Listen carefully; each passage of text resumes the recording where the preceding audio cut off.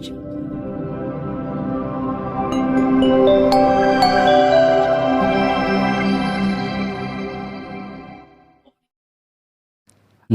tassa bhagavato arahato sama sambuddhassa.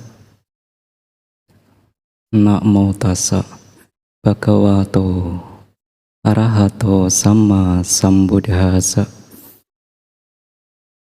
Namo tassa bhagavato arahato sama sambuddhassa. Pujaca pujanianang etam manggalam utamang. Menghormat mereka yang patut dihormat, itulah berkah utama.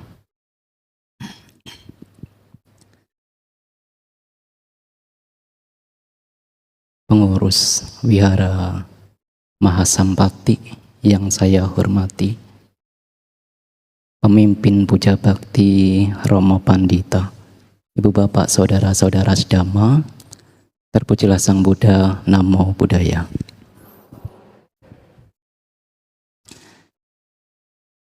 Pada malam hari ini, Ibu Bapak telah banyak melakukan kebajikan, memberikan puja kepada Tiratana, kepada Buddha, Dhamma, dan Sangha. Apalagi puja itu adalah praktek Dhamma, tidak hanya sekadar memberikan persembahan kepada altar. Itu adalah penghormatan yang begitu agung kepada Sang Buddha. Ibu Bapak telah mengokohkan 5 sila. Juga ada beberapa umat yang meningkatkan praktek moralitasnya dengan menjalankan 8 sila. Tentu pada bulan Mei terutama Waisak ini adalah tidak hanya Wihara Mahasampati yang mengadakan puja bakti sebulan pendalaman Dhamma, tetapi mungkin Wihara Mahasampati adalah salah satu wihara besar di kota yang full 1 bulan mengadakan SPD. Kalau ke daerah tentu pemandangan seperti ini bukan hal yang luar biasa. Di daerah begitu sangat semangat, wiharanya full, bahkan ada wihara tidak nampung karena rasa baktinya untuk menyambut Hari Trisuci Waisak. Tidak hanya itu, banyak umat juga yang dalam 1 bulan ini membaktikan dirinya untuk mempraktekkan 8 sila. Tapi ada juga beberapa umat yang hanya sebagian, 15 hari, 20 hari, praktek 8 sila. Atau hanya 4 kali dalam sebulan untuk mempraktekkan 8 sila. Uposata bulan terang, pertengahan uposata bulan gelap, bulan gelap, uposata bulan gelap, dan pertengahan uposata bulan terang. Atau kalau tidak, karena tidak mampu untuk mempraktekkan 4 kali dalam 1 bulan, ia pun mengurangi hanya 2 kali, uposata terang dan uposata bulan gelap. Tetapi ada yang sama sekali tidak, tetapi tidak menjadi soal. Bagi yang sudah mempraktekkan 8 sila, ajaklah keluarga. Ayo kita mempraktekkan 8 sila. Banyak sutta yang dibabarkan oleh Sang Buddha yang memuji mempraktekkan 8 sila. Bante, suami saya atau istri saya ini, aduh sulit sekali kalau diajak untuk praktek 8 sila. Kalau ada suaminya yang istrinya kebetulan enggan atau ada rasa malas untuk mempraktekkan 8 sila, coba terangkan kisah tentang Putri Yasodhara. Ketika Pangeran Siddhartha meninggalkan istana, meninggalkan kerajaan, diceritakan, dikisahkan pada saat itu ketika istana mengetahui, oh sekarang Petapa Gotama ini hanya makan sekali dalam sehari. Ketika putri Yasodhara ini mengetahui bahwa Petapa Gotama hanya makan sekali, ia pun ikut di istana, hanya makan sekali. Ketika mendengar bahwa Petapa Gotama ini tidak memakai wewangian, tidak memakai bunga untuk memperindah dan mempercantik diri, putri Yasodhara yang mendengar itu pun di istana mengikuti cara yang dipraktekkan oleh Petapa Gotama. Ketika putri Yasodhara mendengar, oh sekarang Petapa Gotama tidak tidur di tempat yang tinggi dan mewah, putri Yasodhara di istana ikut.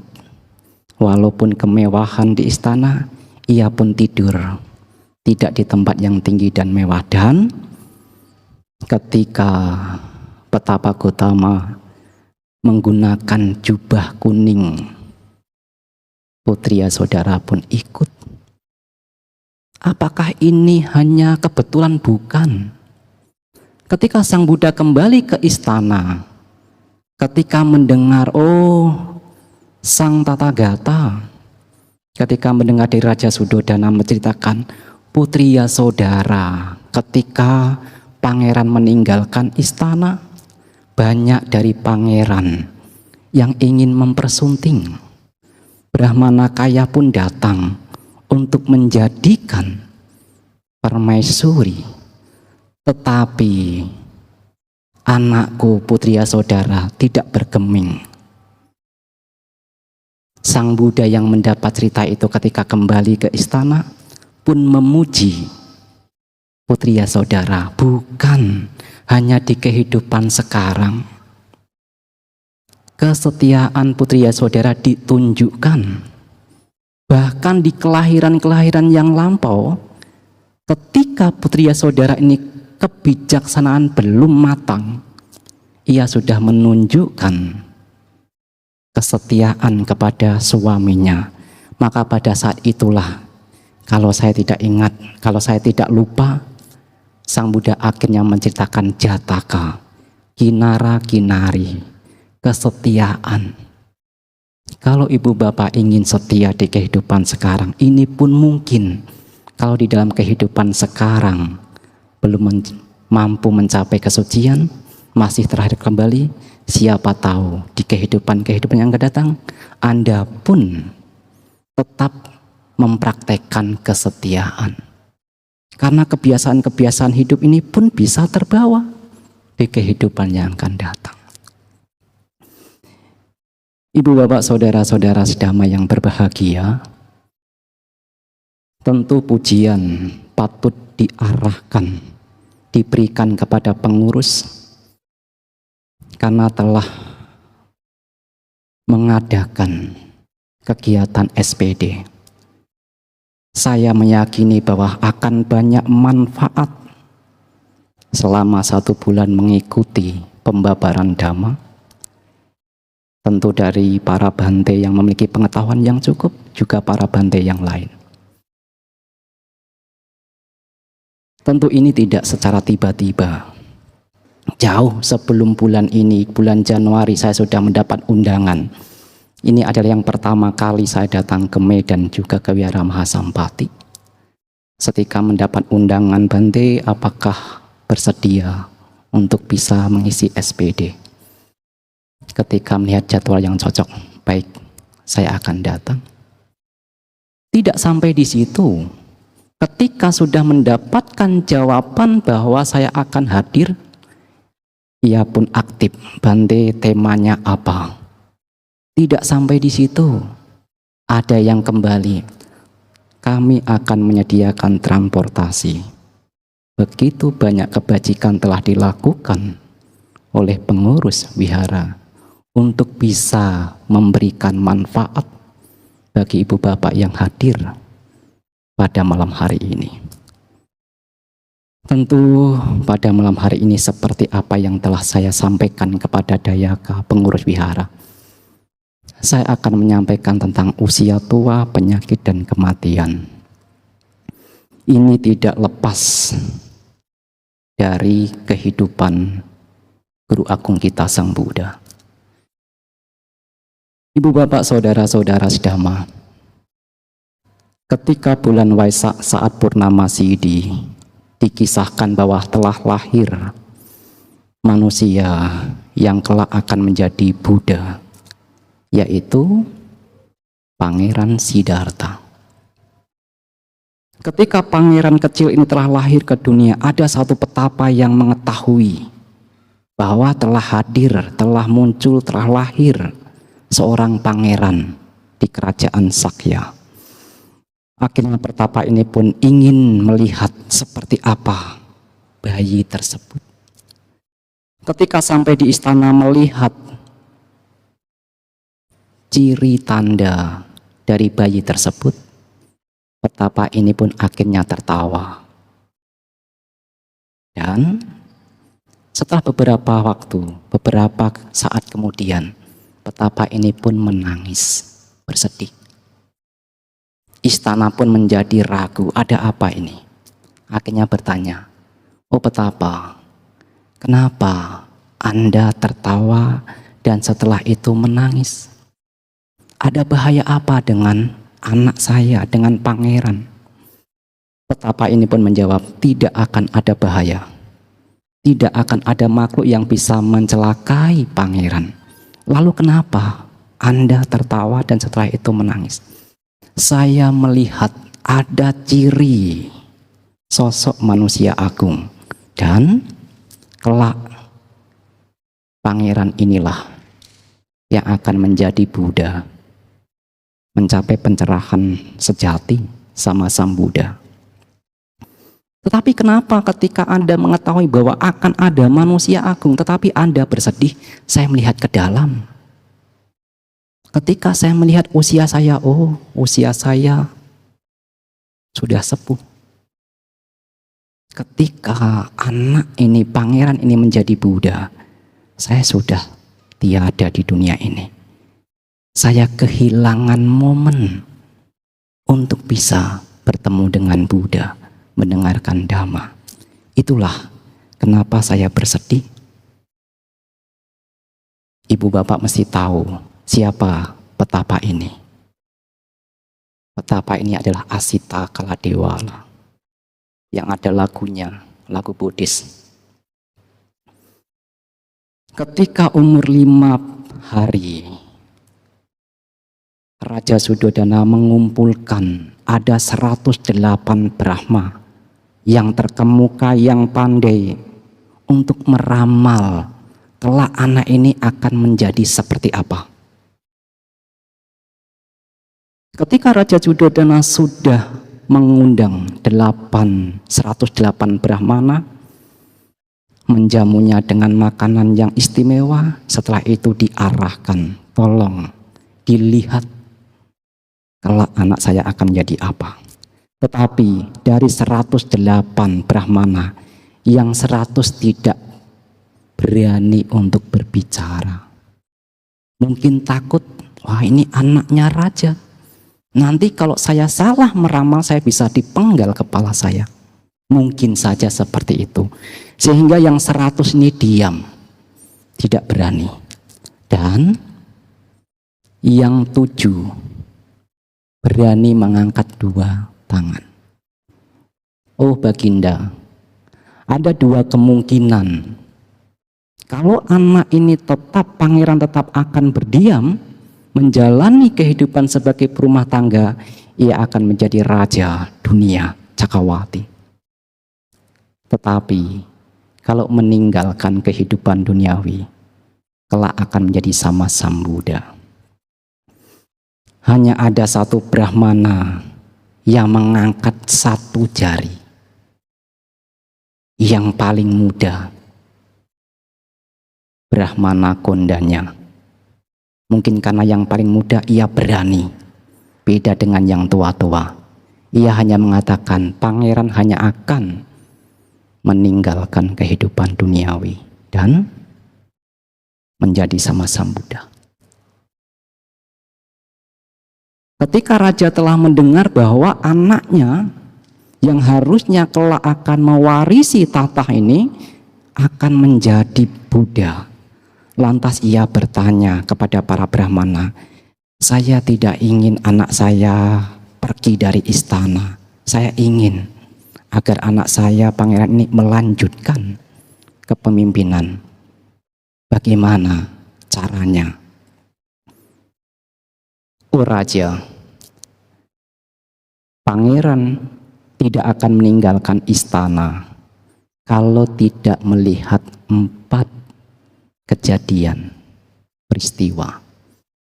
Maka itulah ibu bapak saudara-saudara, secara singkat ketika Pangeran Siddhartha telah beranjak dewasa, umur 29 tahun diceritakan, mulai pergi untuk keluar dari istana, ingin melihat apa yang akan terjadi, yang terjadi di luar.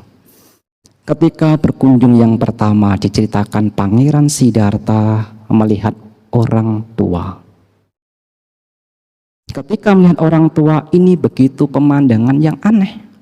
Karena ketika di istana Pangeran Siddhartha tidak pernah melihatnya.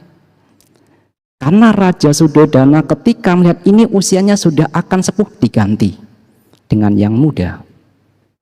Karena salah satu kalau Pangeran Siddhartha melihat orang tua, ia akan meninggalkan istana. Maka setiap ada yang usianya akan sepuh, yang sudah setengah bangsa, diganti dengan yang muda, baik yang laki-laki maupun yang perempuan. Maka ketika pertama kali melihat orang yang rambutnya sudah memutih, giginya tanggal, kulitnya sudah keriput, jalannya sudah harus membungkuk menggunakan tongkat, sudah gemetaran, ia pun heran. Hingga akhirnya bertanya kepada kusirnya yang bernama Cana, oh Cana, apakah makhluk itu? Oh pangeran, ia adalah orang tua. Apa orang tua itu? Orang tua adalah hidupnya yang tidak lama lagi, yang sebentar lagi akan mengalami kematian. Apakah saya juga bisa menjadi tua? Siapapun pangeran, ketika sudah lahir menjadi manusia, ia tidak akan terbebas oleh usia tua. Ibu bapak sudah berapa kali melihat orang tua? Apakah sudah pernah merenungkan, saya juga akan menjadi tua? Entah sudah berapa kali. Tetapi tidak sampai di situ, seorang bodhisatta mencari lebih dalam. Apa yang menyebabkan kenapa orang bisa menjadi tua? Tidak hanya melihat orang tua, saya pun akan menjadi tua. Tidak hanya seperti itu seorang bodhisatta, ia lebih ke dalam. Kenapa bisa menjadi tua? Apa penyebab dari usia tua? Itu yang dicari seorang bodhisatta. Kenapa bisa menjadi tua? Maka ditemukan tidak lain adalah karena ada kelahiran, itulah kita bisa menjadi tua. Ketika di kejadian berikutnya, Pangeran Siddhartha melihat orang sakit membuang kotoran di atas ranjangnya, pindah ranjang harus dibopong dengan banyak orang. Hanya bisa berkata, aduh, aduh, sakit, sakit. Pangeran Siddhartha pun sebelumnya belum pernah melihat di istana pun bertanya, Cana, orang itu sepertinya lagi meraung-raung. Kenapa dia? Oh, dia itu orang sakit, pangeran. Apakah saya juga bisa sakit? Siapapun, pangeran. Ketika sudah lahir, ia pun bisa menjadi sakit. Seorang bodhisatta pun tidak hanya merenungkan, orang itu sakit, saya pun bisa sakit. Tidak. Tetapi Pangeran Siddhartha mencari lebih dalam, kenapa bisa sakit? Apakah penyebab dari penyakit? Maka Bodhisatta pun mengetahui, oh, karena kelahiran itulah maka kita bisa menjadi sakit. Ibu bapak sudah berapa kali pergi ke rumah sakit? Ketika melihat orang sakit, pernahkah merenungkan ke dalam? Saya pun bisa menjadi sakit. Tubuh ini adalah sarang penyakit. Penyakit yang paling ringan sampai yang paling parah ada di tubuh kita. Kita makan terlalu banyak sambal, kita bisa sakit perut. Kebetulan tadi pagi saya makan mie gelas atau mie apa itu pakai cabai. Wah, siangnya bolak-balik ke kamar mandi. Saya pikir ini bahaya. Nanti malam sudah jauh-jauh dari Jakarta. Kalau sakit, ini merugikan semua orang. Untungnya masih bisa sembuh. Ini yang ringan. Tidur kedinginan juga bisa flu. Ini yang ringan. Kalau yang terparah, makan harus menggunakan selang. Sudah tidak bisa. Berapa kali kita merenungkan, saya ini juga bisa sakit. Tubuh ini sarang penyakit, seperti itulah para bijaksanawan menyatakan tubuh ini rawan terkena penyakit. Dan akhirnya ketika melanjutkan kisah, Pangeran Siddhartha pun melihat orang meninggal, dipotong, seolah-olah ini benda apa ini tidak bergerak, tetapi di belakang banyak orang menangis, Ini apa Cana? Oh, dia adalah orang meninggal. Apa itu orang meninggal? Ia sudah tidak bisa bergerak lagi. Ia harus dikremasi. Apakah saya juga bisa meninggal Cana? Siapapun pangeran, ketika sudah lahir menjadi manusia, ia tidak bisa terbebas dari kematian. Untuk apa kehidupan ini? Kalau pada akhirnya saya juga akan mengalami kematian. Apa penyebab dari kematian? Dicari lebih dalam. Oh, adanya kelahiran itulah kita bisa menjadi tua, bisa menjadi berpenyakitan, bisa meninggal. Apakah ada jalan untuk bisa membebaskan semua itu? Akhirnya yang keempat diceritakan, Pangeran Siddhartha melihat petapa. Ini adalah jalan untuk saya membebaskan usia tua, penyakit, dan kematian. Akhirnya Pangeran Siddhartha mantap meninggalkan segala kemewahan, kedudukan, harta benda. Diceritakan Pangeran Siddhartha memiliki 3 istana. Kalau banyak orang menginginkan kekayaan, kedudukan, Pangeran Siddhartha melepaskan semua itu. Berbeda dengan kita. Masalahnya adalah ketika ibu bapak sudah mengetahui guru agung kita, setelah melihat, mengetahui ada usia tua, penyakit, dan kematian, meninggalkan kehidupan duniawi. Ibu bapak siap tidak? Ketika melihat di sana ada orang tua, di sana ada orang sakit, di sana ada orang meninggal. Saya ini pengikut Buddha, saya ini mengagungkan Sang Buddha. Mampu tidak kita mengikuti apa yang dipraktekkan oleh guru agung kita Sang Buddha? Tetapi tidak sampai di situ. Tentu sebagai perumah tangga, Kalau memang belum mampu untuk meninggalkan segala kekayaan keluarga, ada cara untuk mendapatkan kebahagiaan. Tidak harus menjadi seorang biku atasilani. Maka ibu bapak saudara-saudara sedama, ketika pangeran sudah mantap meninggalkan istana, diceritakan mencari guru yang terkemuka pada masa itu, maka bertemulah dua guru, Alarakalama dan Udakaramaputa. Tetapi walaupun sudah mendapatkan batin yang begitu matang, mampu mencapai tataran jana diceritakan, tetapi itu masih belum mengatasi usia tua, penyakit, dan kematian. Akhirnya meninggalkan kedua gurunya, Alarakalama dan Udakaramaputa, praktek menyiksa diri di hutan Orwela. Dekat di situ ada desa bernama Senani. Diceritakan bahwa banyak penyiksaan diri yang dilakukan oleh Petapa Gotama, karena pada masa itu memiliki pandangan hanya dengan menyiksa diri inilah pencerahan, kesucian ini bisa diperoleh.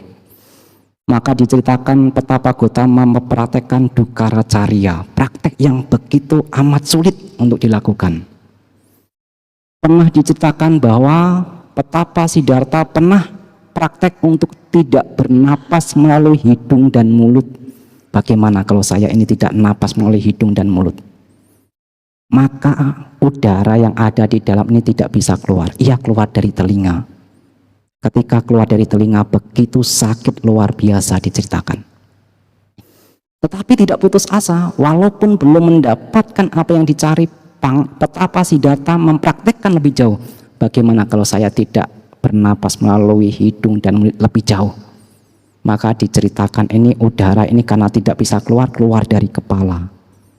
Seolah-olah ini kalau ada orang yang kuat menarik tali, ditarik dari kanan dan kiri.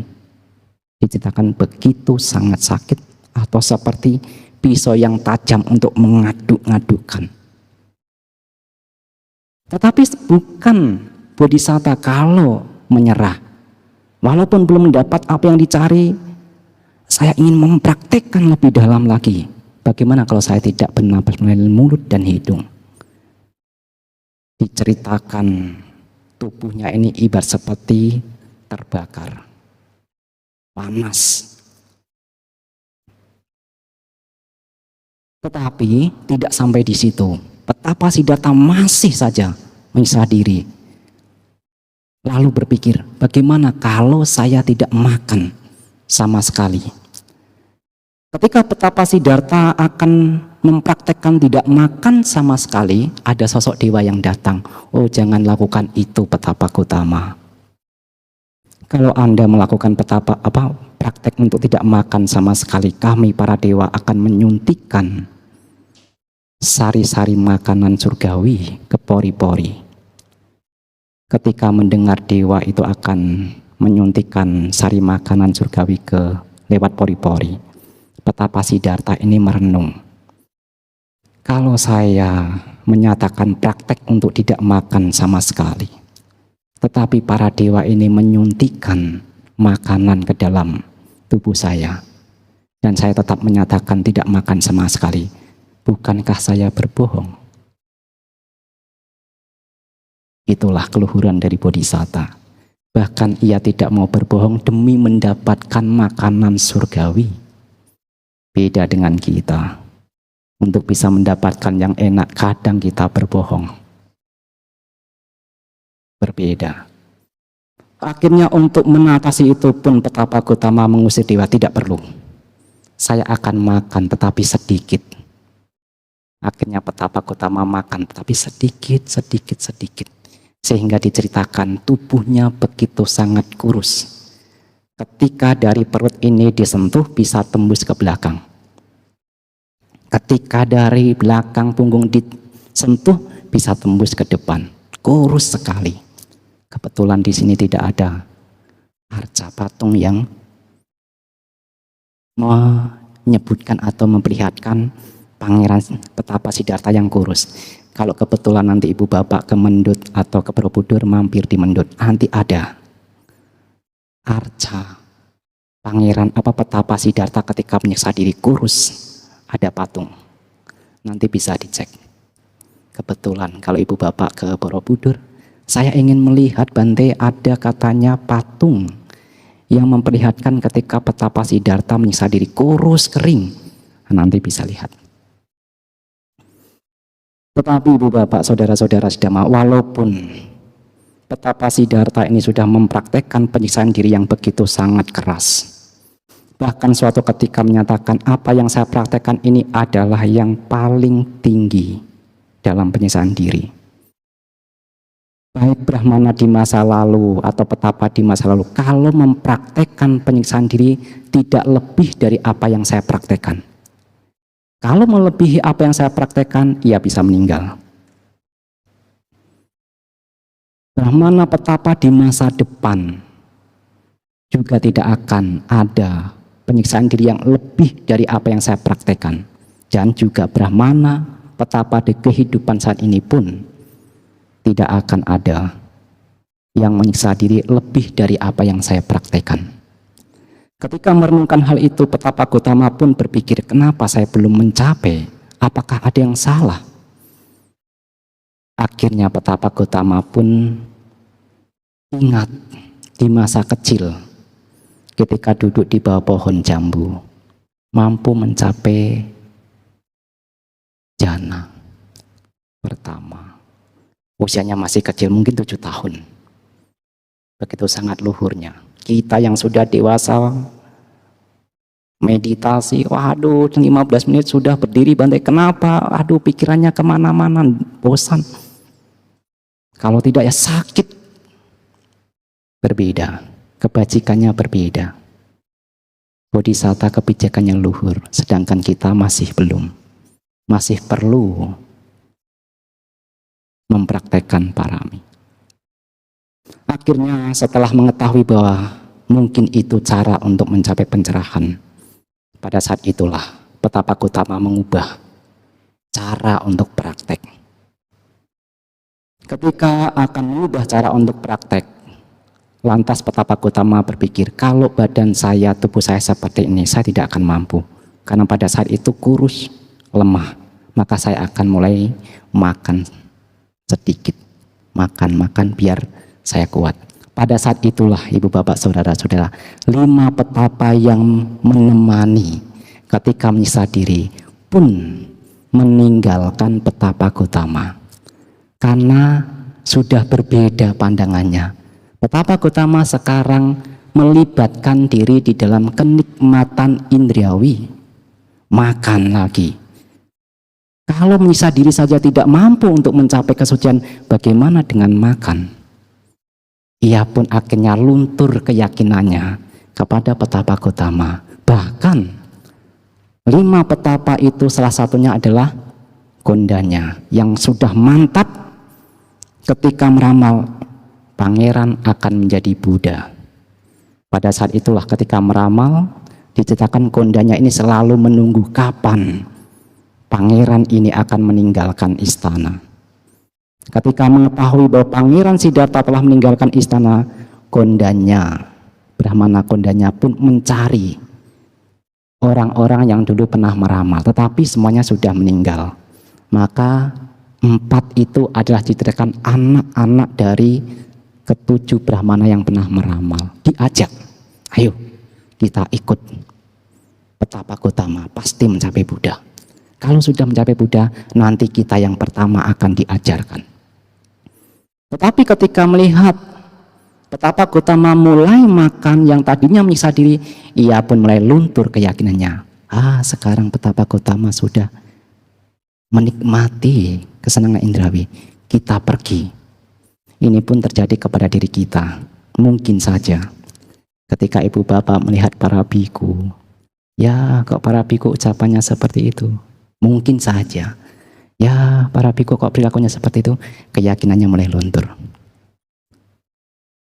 Ibu bapak mulai menjauh. Udahlah, saya tidak mau sama biku. Bisa juga. Maka itulah seorang biku biasanya dibentengi dengan winaya. Agar pikiran, ucapan, dan perilakunya tidak melenceng. Karena kalau melenceng bisa saja berumah tangga yang tadinya berkeyakinan mulai sedikit luntur. Dan bagi yang mereka tidak berkeyakinan, semakin tidak berkeyakinan. Ibu bapak saudara-saudara sedama, ketika betapa Siddhartha sudah mengubah cara untuk praktek duduk di bawah pohon Bodhi secara singkat, maka pada saat itulah setelah mendapatkan makanan dari Sujata, ibu Sujata, betapa Siddhartha pun duduk di bawah pohon Bodhi dengan tekad aditana yang keras. Mungkin saja berbicaranya adalah, walaupun darah saya mengering, walaupun tulang saya juga mengering, kulit saya menjadi kering, saya tidak akan bangkit sebelum saya mencapai pencerahan. Ini jangan ditiru ibu bapak. Betapa Siddhartha mampu menyatakan seperti itu, tentu sudah mengetahui batin berkembang tidaknya. Seperti kalau kita ini ada orang yang mampu untuk membuat bangunan atau memasang granit. Ia sudah mengetahui dalam 2 hari granit ini, ruangan ini akan terpasang. Kenapa? Karena dia sudah terampil. Ia sudah mengetahui.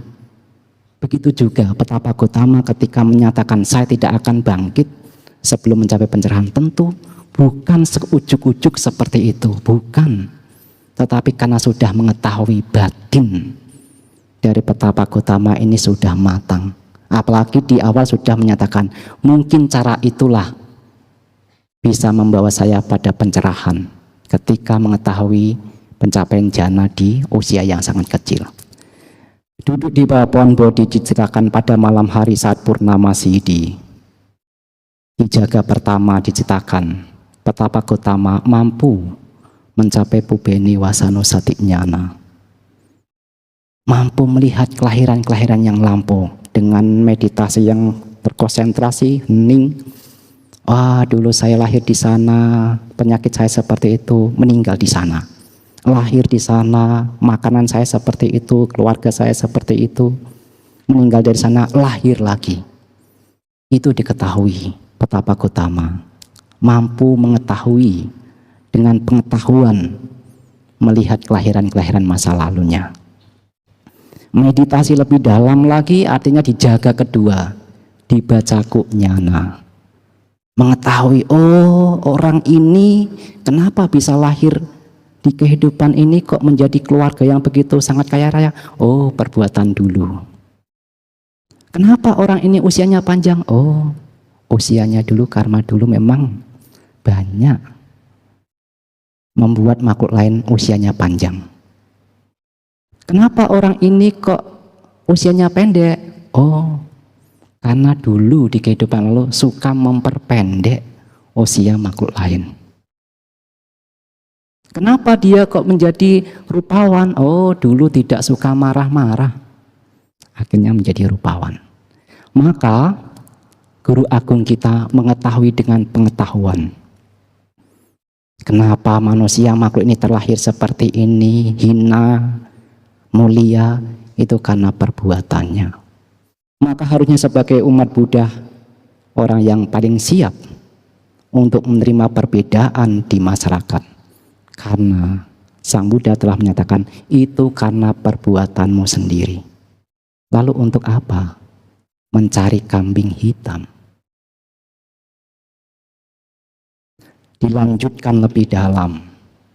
Akhirnya pada saat purnama Siddhi di bulan Waisak, betapa Siddhartha mencapai pencerahan sempurna, menjadi sama Sambuddha. Tetapi ketika sudah menjadi Buddha, ketika merenung lebih dalam, oh Dhamma ini begitu sangat halus, sangat dalam.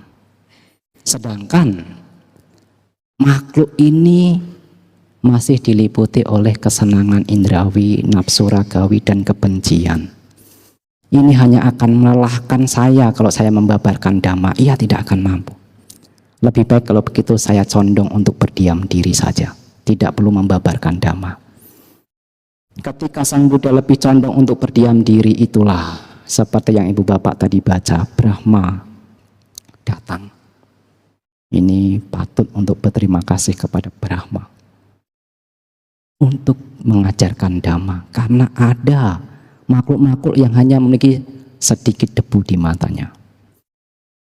Ketika Sang Buddha mengetahui atau mendengar pernyataan itu pun, Sang Buddha dengan kemampuan mata dewanya yang murni melihat, betul tidak? Ketika melihat lebih dalam, betul. Ada makhluk-makhluk yang hanya memiliki sedikit debu. Sang Buddha mengibaratkan seperti bunga teratai. Ada bunga teratai yang tumbuh, berkembang, tetapi belum sampai di permukaan air. Dia mati di dalam air. Yang kedua, ada bunga teratai yang tumbuh, berkembang, sudah agak akan muncul di permukaan air. Yang ketiga, Sang Buddha menyebutkan ada orang-orang seperti bunga teratai yang tumbuh berkembang di dalam air dan sudah sampai di permukaan air, ia bersih dari air. Kalau ia terkena sinar matahari, maka pada saat itu juga akan mekar, berbunga. Begitu juga ada makhluk-makhluk di dunia ini yang memiliki sedikit debu di matanya. Kalau diajarkan Dhamma, ia mampu mendapatkan manfaat dari Dhamma. Pada saat itulah genderang untuk membabarkan Dhamma dinyatakan. Akhirnya Sang Buddha mencari siapa orang pertama yang akan mampu mendengarkan Dhamma. Ia pun ingat, Sang Buddha ingat kepada gurunya Alarakalama. Ketika Alarakalama ini pintar, cerdas, bijaksana, ia akan mampu memahami Dhamma. Tetapi baru sampai seperti itu ada dewa datang. Sang Tathagata, Alarakalama 7 hari yang lalu sudah meninggal. Dan setelah Sang Buddha mengetahui sendiri, oh iya, kerugian bagi Alarakalama. Ingat Ibu Bapak, untuk bisa terlahir di alam Brahma, Sang Buddha juga menyatakan itu kerugian. Tidak selamanya terlahir di alam Brahma itu adalah menguntungkan. Seperti yang dinyatakan oleh Sang Buddha, Alarakalama ini rugi. Karena ia cerdas, pandai, bijaksana. Kalau mendengarkan Dhamma, ia mampu mencapai kesucian. Ketika mengetahui bahwa Alarakalama ini sudah meninggal, ia pun ingat, Udakaramaputa, ia pun cerdas, ia pun pandai, ia bijaksana. Kalau mendengarkan Dhamma, ia akan mampu mencapai kesucian. Tetapi lagi-lagi sesosok dewa mengatakan, Petapa Gotama, Udakaramaputa kemarin malam sudah meninggal. Ketika mengetahui lebih dalam, betul, Udakaramaputa pun sudah meninggal. Akhirnya Sang Buddha menyatakan kerugian bagi Udakaramaputa. Lagi-lagi terlahir dalam Brahma ada kalanya tidak menguntungkan. Maka akhirnya pun ingat kepada 5 petapa yang telah membantu dalam praktek penyiksaan diri. Akhirnya Sang Buddha pun membabarkan Dhamma kepada 5 orang pertama. Ibu bapak saudara-saudara Dhamma, Pangeran Siddhartha meninggalkan istana hingga akhirnya mencapai pencerahan sempurna karena didasari melihat usia tua, penyakit, dan kematian. Siapa yang bisa menghindari dari usia tua? Kita patut untuk merenungkan. Ketika melihat orang tua, saya pun akan mengalami usia tua. Tujuannya apa? Sang Buddha menyatakan bahwa ia yang tidak pernah merenungkan bahwa ada usia tua, ia akan menjadi orang yang sombong. saya masih hidup. Sehingga ia sombong, jijik terhadap orang tua. Karena kelalaiannya itu, ia melakukan hal-hal buruk melalui pikiran, ucapan, dan perilaku. Maka tidak heran ketika ada kisah orang tuanya pun diusir dari rumah. Karena ia tidak merenungkan saya pun akan menjadi tua. Ketika kita tidak merenungkan bahwa saya juga bisa mengalami penyakit, maka ia menjadi lalai, ia sombong atas kesehatannya. Saya masih sehat, nanti saja. Ayo ke wihara, enggak mau. Kenapa? Nanti saja. Ia lalai, karena ia merasa bahwa akan sehat selamanya. Padahal penyakit ini tiba-tiba datang. Tidak harus menunggu ketika usia tua baru banyak penyakit.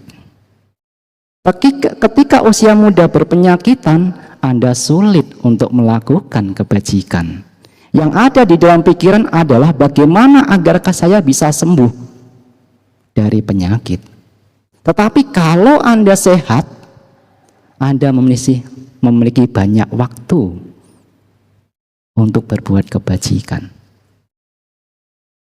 Begitu juga ketika kita melihat kematian, maka Sang Buddha menyarankan renungkan tentang kematian.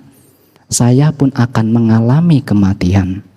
Ketika badan kita hancur oleh kematian, kita akan lahir kembali selama masih ada kebencian, keserakahan, dan noda batin. Dan selama itu kita akan lahir sesuai dengan jasa kebajikan yang telah kita lakukan di kehidupan sekarang maupun di kehidupan yang akan datang. Ini yang dianjurkan ketika kita belum mampu untuk meninggalkan keduniawian, lakukan perbuatan bajik melalui pikiran, ucapan, dan perilaku. Agar ketika usia tua datang, penyakit datang, kematian datang, Anda sudah punya tabungan. Bante kan kalau meninggalkan nanti kalau usia tua, jangankan usia tua, ada yang baru umur 10 tahun juga meninggal. Pagi-pagi masih bisa makan bersama ibunya, masih bisa bermain sama adik-adiknya, bisa meninggal. Sang Buddha menyatakan kematian bisa terjadi banyak faktor. Ketika kita makan perut ini tidak bisa mencerna, bisa mengalami kematian. Ketika kita berjalan jatuh juga bisa mengalami kematian. Ketika kita berjalan ada ular, kalajengking yang mematok, kita juga bisa mengalami kematian. Atau ada faktor lain. Berjalan, mobil di belakang, ketabrak. Maka pada saat itu kita akan lahir sesuai dengan karma kita. Maka itulah, ketika berbuat bajik melalui pikiran, ucapan, dan perilaku, diharapkan kalau di dalam kehidupan ini kita belum mampu mencapai kesucian, setidaknya kebajikan itu menuntun kita ke alam yang lebih baik. Alam manusia, alam dewa misalnya. Karena dengan terlahir kembali di alam manusia, kita bisa kembali mempraktekkan dhamma. Tapi kalau sudah terlahir di alam rendah, bagaimana untuk praktek dhamma? Sedangkan Sang Buddha menyatakan kalau sudah terlahir menjadi binatang misalnya, untuk kembali ke alam manusia, itu sulit. Sulitnya untuk terlahir menjadi manusia seperti Sang Buddha ini, ada seorang yang melempar sebuah kuk atau lingkaran ke laut. Angin dari timur membawa ke barat misalnya, atau barat ke timur, selatan ke utara, utara ke selatan, terombang-ambing oleh ombak. Sedangkan di laut itu ada kura-kura buta yang di dalam 100 tahun sekali memunculkan kepalanya. Ia masih buta, mungkin tidak memasukkan kepalanya ke dalam lingkaran tersebut. Sedangkan lingkaran tersebut sudah terombang-ambing oleh ombak, angin. Para biku ketika ditanya, mungkin tidak? Sulit. Mungkin saja, Sang Buddha menyatakan mungkin saja, tetapi itu membutuhkan waktu yang lama. Tetapi lebih lama kalau ada makhluk yang sudah terlahir menjadi binatang dan kembali ke alam manusia. Alasannya kenapa? Karena sulit untuk praktek dhamma. Di alam binatang sulit untuk mempraktekkan dhamma. Ular misalnya, untuk bisa mempertahankan hidupnya, ia harus memangsa makhluk lain. Makan kodok, dimakan. Kalau mempertahankan kehidupannya hanya membunuh makhluk lain, bagaimana bisa memperbanyak kebajikan? Itulah yang mempersulit untuk bisa kembali ke alam manusia. Maka jangan lalai. Ini kesempatan ketika kita terlahir menjadi manusia, maka kebajikan, praktek dhamma itu patut untuk dilakukan. Lalu praktek kebajikan melalui pikiran ada berapa? Ada 3 misalnya. Tidak serakah, menginginkan harta orang lain, ada HP. Itu nanti saya ambil. Itu sudah perbuatan buruk melalui pikiran, walaupun belum diambil. Menginginkan milik orang lain. Ketika ibu bapak membawa mobil, di depan ada motor menyalip dengan sangat kencang, ibu bapak, semoga dia jatuh di depan. Walaupun masih di dalam pikiran, itu sudah perbuatan buruk melalui pikiran. Semoga makhluk itu dibunuh, perbuatan buruk melalui pikiran. Ini di dunia ini tidak ada akibat dari perbuatan buruk. Tidak ada. Pandangan salah. Tidak ada perbuatan baik tidak akan mendatangkan kebahagiaan. Pandangan salah. Tidak ada makhluk yang terlahir secara spontan. Itu juga pandangan salah. Tapi Bante, saya kan belum pernah melihat ada dewa, ada yang terlahir secara spontan. Tetapi mengatakan bahwa tidak ada makhluk yang terlahir secara spontan, ini berbahaya. Ibaratnya seperti ketika anak dari kecil ini sudah dilahirkan buta, ketika dewasa sampai dewasa buta ditanya, Anda percaya tidak ada matahari? Tidak percaya. Kenapa? Tidak pernah melihat. Anda percaya tidak ada bulan? Tidak percaya. Kenapa? Tidak pernah melihat. Warna kuning merah? Tidak percaya. Kenapa? Tidak pernah melihat. Berbahaya sekali pandangan seperti itu. Maka kalau ibu bapak menyatakan tidak ada kelahiran secara spontan karena tidak pernah melihat, itu berbahaya, pandangan salah. Tidak ada akibat baik ketika kita membantu ibu dan ayah, juga pandangan salah. 3, perbuatan buruk melalui pikiran. Serakah, menginginkan harta orang lain, kebencian, mengharapkan makhluk lain menderita, celaka, dan pandangan salah. Melalui ucapan ada 4, berbohong. Tahu mengatakan tidak tahu, melihat mengatakan tidak melihat, berbohong. Memecah belah. Ada 2 orang teman, hidupnya rukun harmonis, datang tidak suka. Anda mengadu yang satu, terus setelah itu pergi ke yang B, diadu agar ia marah-marah dan berpisah. Memecah belah.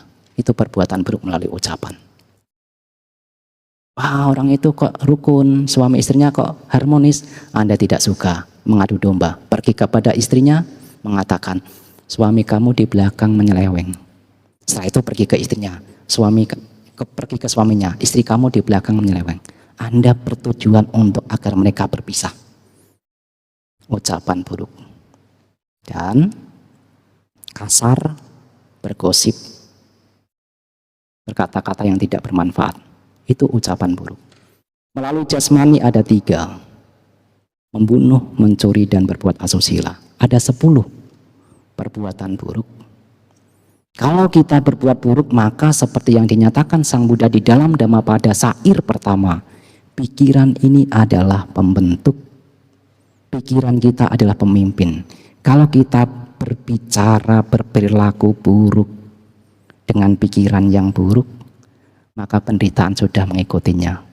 Seperti roda pedati yang mengikuti arah kaki lembunya.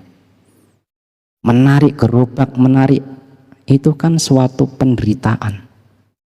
Begitulah kalau kita berbuat buruk.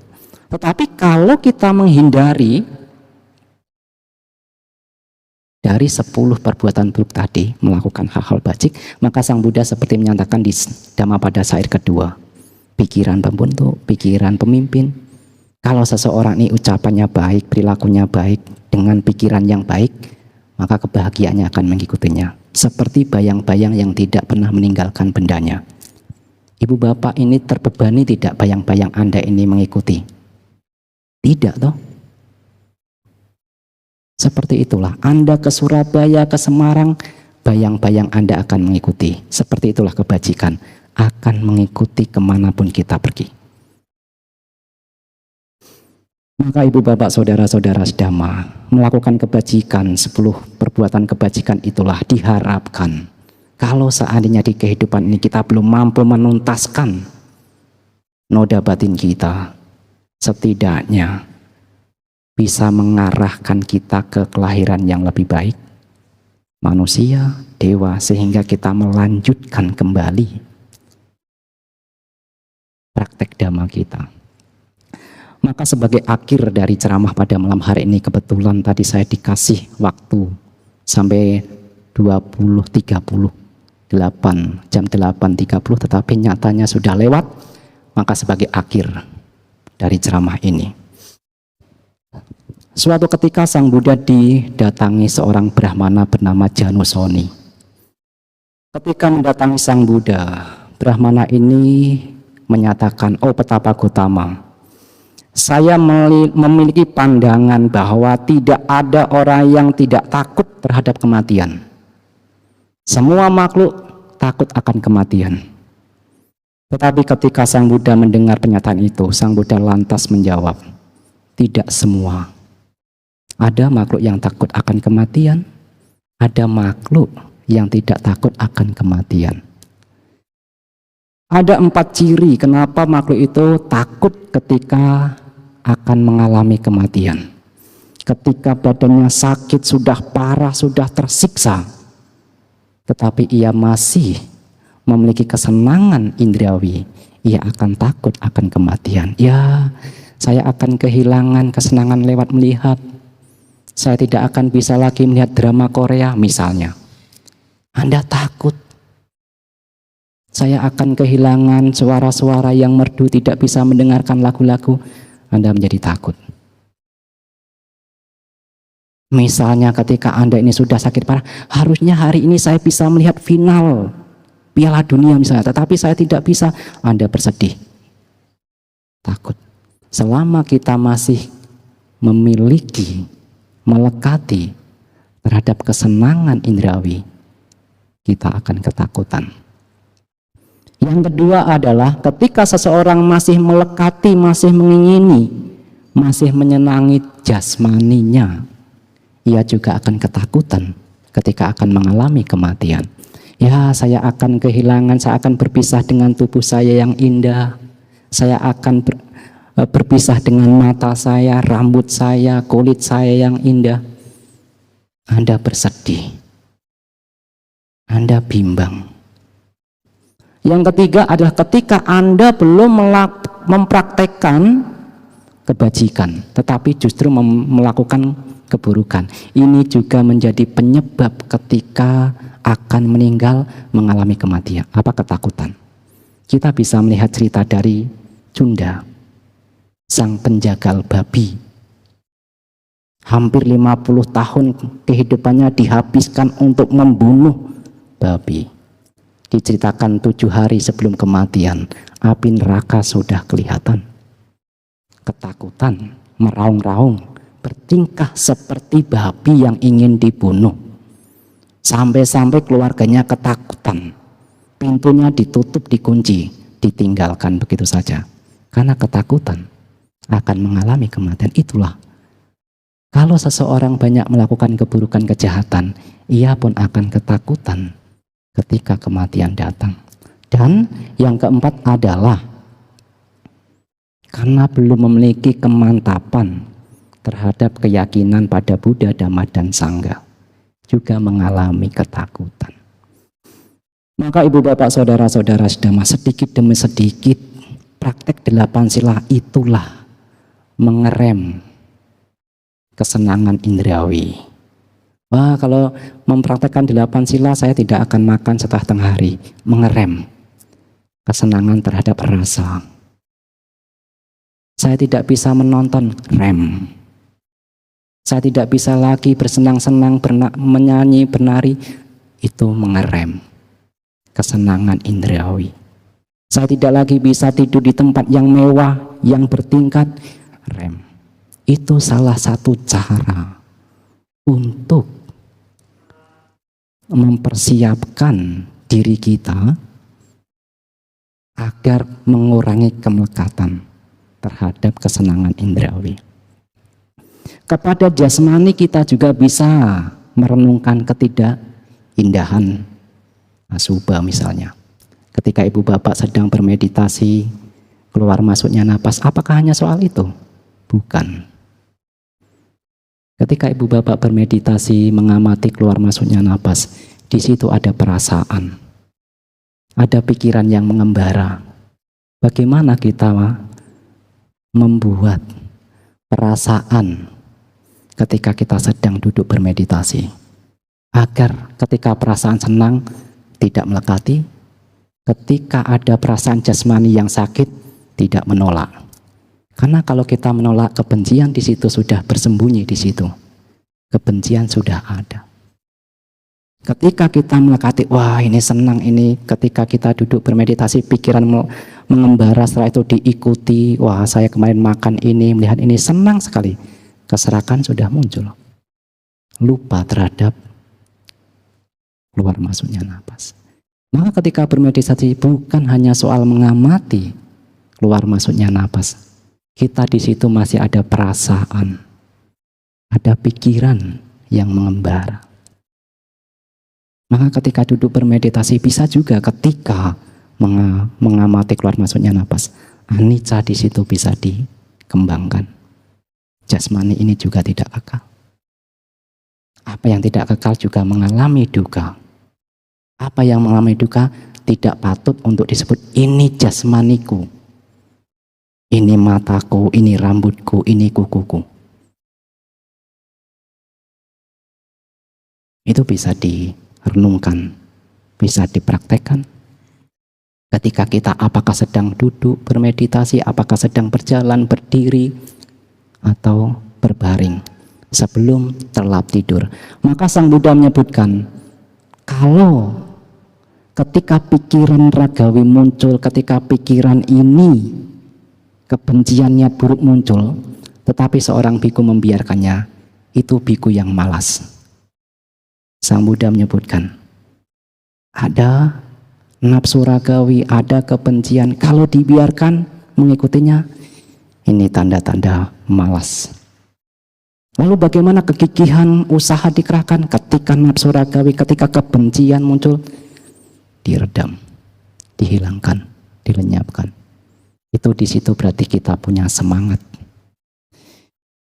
Inilah ibu bapak saudara-saudara sedama, pada malam hari ini kita patut untuk merenungkan sebelum usia tua datang, sebelum penyakit datang, sebelum kematian datang, berjuang agar kita punya naungan di kehidupan yang akan datang. Terima kasih.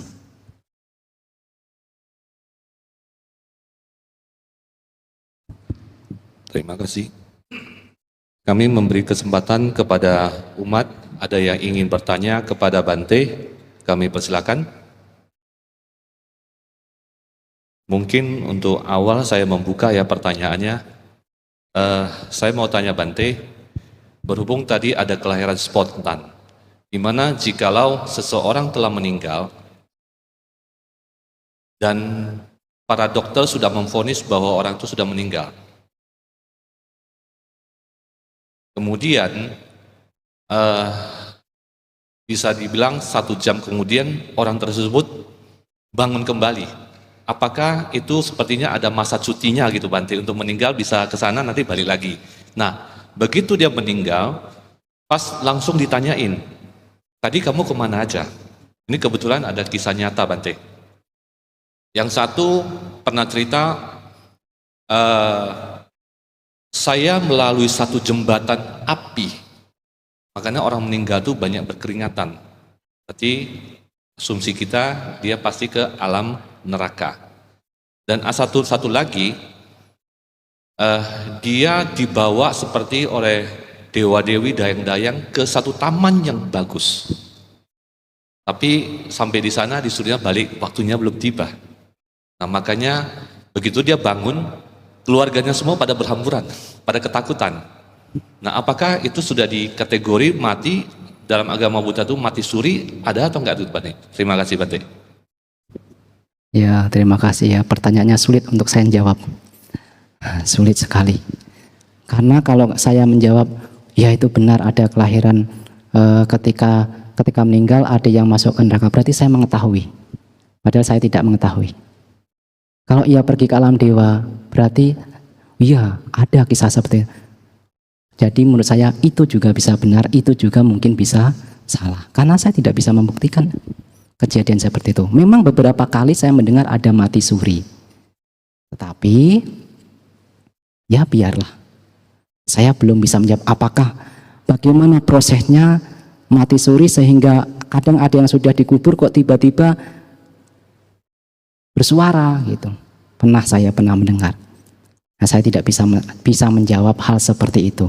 Tetapi bagaimanapun juga ibu bapak, saudara-saudara sedama, ada hal yang lebih penting. Itu mungkin penting. Tetapi merenungkan tentang usia tua, penyakit dan kematian ini jauh lebih penting. Karena itu akan membuat kita semangat untuk mempraktekkan kebajikan. Seperti itu. Ya, bagi saya, ya itu mungkin sebagai pengetahuan. Tetapi ketika kita merenungkan saya ini akan menjadi tua loh, sehingga kita menghargai orang tua. Kita juga bisa berpenyakitan, sehingga kita sebelum berpenyakitan, ayo berusaha dengan penuh semangat. Ada kematian, maka sebelum kematian tiba, yuk kita berusaha. Karena ketika kematian sudah tiba, kebajikan-kebajikan dan perbuatan buruk yang kita lakukan yang akan mengantarkan kehidupan yang akan datang. Seperti itu Romo. Jadi untuk mati suri saya tidak bisa menjawab. Ya, terima kasih ya. Terima kasih Bante.